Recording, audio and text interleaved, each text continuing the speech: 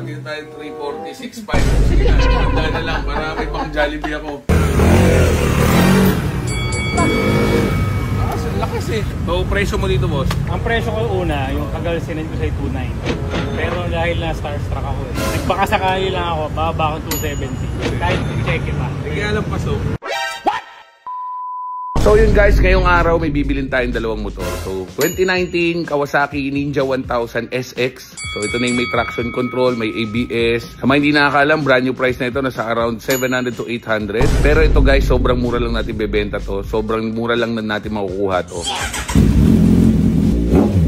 Si Sir Jonathan, kaibigan natin to, nakabili na ako sa kanya before ng GSR 750 tsaka ng Honda Jazz siguro way back before pandemic. So ngayon nag-message ulit siya sa akin. So all goods naman to guys. Bagong palit ng gulong, bagong change oil, bagong oil filter, bago rin yung mga fork seal, bago rin yung mga fork oil. So sobrang condition to guys. Gagamitin na lang, ready for long drive. Siyempre, mura natin makukuha to. So bebenta lang din natin ng mga around 400,000.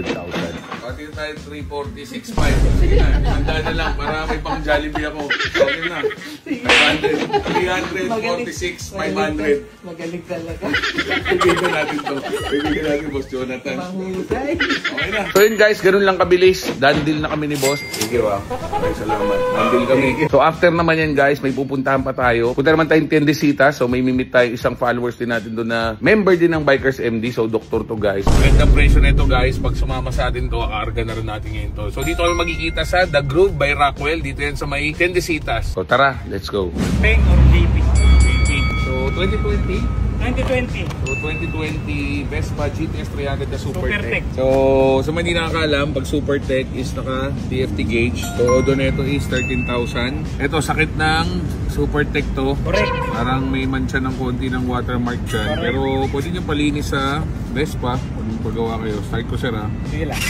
Pero sir ito, Sa ano yan? Sa service. Vespa. Service yan. Wala Pero na kaka-service ko lang kasi sinervice ko na lang dito sa... so hindi lang na-reset. Oh, wala. Pang ano lang, pang kasa. Ha? Wala. Wala stock. Ang lakas eh. Wala kasama na talaga. Wala na yung stock parts mo na ito sir, no? Wala na. Car. Oo. Tapos ito, ito. extension to, Oo. hindi nakakalay sa paa. Hindi maabot ni Mrs. eh. Ito sir, first own ka nito, no? Oo, pandemic buy. So guys, kompleto naman siya. May OR, may CR. Late reg, so nag-expire siya noong 2025. So year model niya is 2020 pero acquired siya June 2021. Literally, napaso siya noong June 2024. So hindi niya na nagagamit, so bibenta niya sa atin. Wala naman ng iba. Tools nandito ba? Tools, nandyan pa. So accessories nito is windshield. Windshield na. Ay sir! Nakita ko dahil dito. Dapat sir, rear rack, Sama ko na to, partner. quad lock. One lang. Dami ko na ito sir. Bruh.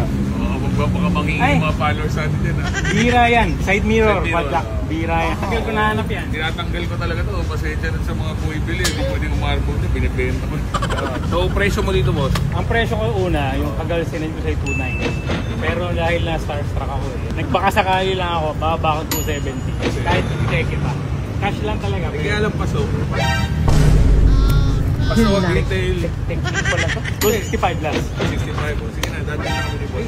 Wala nang kausap-usap. So, kaya natin ngayon. Nagugulat sa'yo si boss, oh. Naglas na lang si Sir. Pasensya ka na Hindi, Sir. dito lang ako nakatira. Dito wala. Lalakad dala siya pala. Wala akong dala helmet eh. Napakabilis. Sir, thank you ha. Thank you, no problem. Thank you mama. Thank you, Ryan.